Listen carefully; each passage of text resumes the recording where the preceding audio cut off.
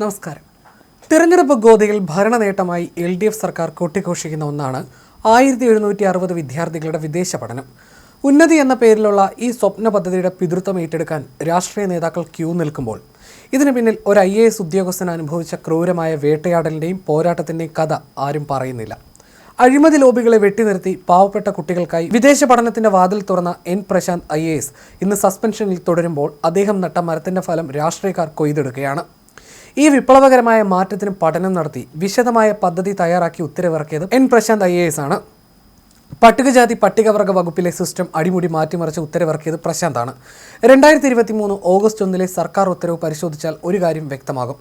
വർഷങ്ങളായി ചില ഉന്നത ഉദ്യോഗസ്ഥരുടെയും വിദേശ റിക്രൂട്ട്മെന്റ് ലോബികളുടെയും കയ്യിലിരുന്നിരുന്ന ഒരു സംവിധാനത്തെയാണ് പ്രശാന്ത് അടിമുടി ഉടച്ചു വാർത്തത്. പണമുള്ളവനും സ്വാധീനമുള്ളവനും മാത്രം വിദേശത്ത് പോയിരുന്ന കാലം അവസാനിപ്പിച്ച് അർഹരായ പാവപ്പെട്ട കുട്ടികൾക്കായി വാതിൽ തുറന്നു. അഡ്മിഷൻ മുതൽ വിസ വരെ ഒരു കുടക്കീഴിൽ കൊണ്ടുവന്നതോടെ പാവപ്പെട്ട വിദ്യാർത്ഥികൾക്ക് സുതാര്യമായി വിദേശത്ത് പോകാൻ വഴിയൊരുങ്ങി. നിയമസഹായവും മെഡിക്കൽ ഇൻഷുറൻസും വിദ്യാർത്ഥികൾക്ക് ലഭ്യമാക്കി. ഇടനിലക്കാരായ സ്വകാര്യ കൺസൾട്ടൻസികളെ വെട്ടിമാറ്റി സർക്കാർ ഏജൻസിയായ ഒഡേപെക്കിനെ ഈ ദൗത്യം ഏൽപ്പിച്ചു. എന്നാൽ പദ്ധതിയിലെ സുതാര്യതയാണ് പ്രശാന്തിന് വിനയായത്. വിദേശ പഠനത്തിന്റെ പേരിൽ കോടികൾ കൊള്ളയടിച്ചിരുന്ന സ്വകാര്യ കൺസൾട്ടൻസി ലോബികൾക്ക് പ്രശാന്തിന്റെ പുതിയ പരിഷ്കരണം വലിയ തിരിച്ചടിയായി. ഇവരുമായി അവിശുദ്ധ ബന്ധമുള്ള ചില ഉന്നത ഉദ്യോഗസ്ഥർ വകുപ്പിനുള്ളിൽ തന്നെ പ്രശാന്തിനെതിരെ പടയൊരുക്കം തുടങ്ങി. മുഖ്യമന്ത്രിയുടെ മകളുടെ കമ്പനിയുമായി കോടികളുടെ ഇടപാടുള്ള സ്വകാര്യ വിദേശ പഠന കൺസൾട്ടൻസി ആയിരുന്നു ഈ പദ്ധതിയെ തടയാൻ ആദ്യം മുന്നിട്ടിറങ്ങിയത്.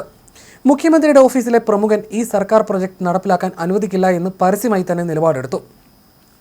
വിദേശ കൺസൾട്ടൻസി കമ്പനികളുമായി അടുത്ത ബന്ധം പുലർത്തിയ doctor A. Jayathilak IAS, Gopalakrishnan IAS എന്നിവരടങ്ങുന്ന ലോബി പ്രശാന്തിനെ ശ്വാസം മുട്ടിക്കാൻ തുടങ്ങിയെന്നാണ് റിപ്പോർട്ടുകൾ. ഫയലുകൾ വെച്ച് താമസിപ്പിച്ചും അനാവശ്യ ചോദ്യങ്ങൾ ഉന്നയിച്ചും ഈ സ്വപ്ന പദ്ധതിയെ തകർക്കാൻ ഇവർ ശ്രമിച്ചെങ്കിലും അന്നത്തെ മന്ത്രി K. രാധാകൃഷ്ണന്റെ പിന്തുണ പ്രശാന്തിന് കരുത്തായി. ഒടുവിൽ പട്ടികജാതി സംഘടനകളും ചില ആക്ടിവിസ്റ്റുകളും ഹൈക്കോടതിയെ സമീപിക്കുമെന്ന് ആയപ്പോഴാണ് മുഖ്യമന്ത്രിയുടെ ഓഫീസ് സ്കോളർഷിപ്പിനെ തടയുന്ന നിലപാടിൽ നിന്നും പിന്മാറിയത്. ലോബികൾക്ക് മാസങ്ങളോളം വൈകിപ്പിക്കാനായെങ്കിലും പുതിയ സ്കീം നടപ്പിലാക്കുക തന്നെ ചെയ്തു.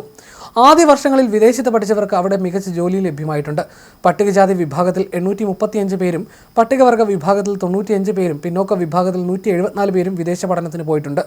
എല്ലാ വർഷവും ജനുവരി മുതൽ മാർച്ച് വരെ അപേക്ഷ സ്വീകരിച്ച് മെയ് മാസത്തോടെ തിരഞ്ഞെടുപ്പ് പൂർത്തീകരിച്ച് പട്ടിക പ്രസിദ്ധീകരിക്കും. 1760 കുട്ടികളുടെ ജീവിതം മാറ്റിമറിച്ച പ്രശാന്ത് ഇന്ന് സസ്പെൻഷന്റെ നിഴലിലാണ്. വിദേശ ലോബികൾക്കും അഴിമതിക്കാരായ ഉദ്യോഗസ്ഥർക്കും പ്രശാന്തിനെ എറിഞ്ഞുകൊടുക്കുന്ന സർക്കാർ പദ്ധതിയുടെ ക്രെഡിറ്റ് മാത്രം പോക്കറ്റിലാക്കി വോട്ട് ചോദിക്കുകയാണ്.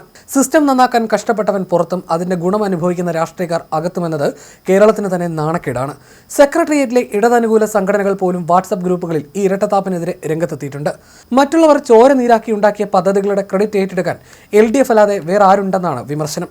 പ്രശാന്തിനെ പടിയടച്ച് പുറത്താക്കിയവർ ഇപ്പോൾ അദ്ദേഹത്തിന്റെ കഠിനാധ്വാനത്തെ വോട്ടാക്കി മാറ്റാനുള്ള തിരക്കിലുമാണ്. പ്രശാന്ത് ഇന്ന് സസ്പെൻഷനിൽ തുടരുന്നതിന് പിന്നിൽ ചീഫ് സെക്രട്ടറിയും മുഖ്യമന്ത്രിയുമാണെന്ന ആരോപണവും ശക്തമാണ്.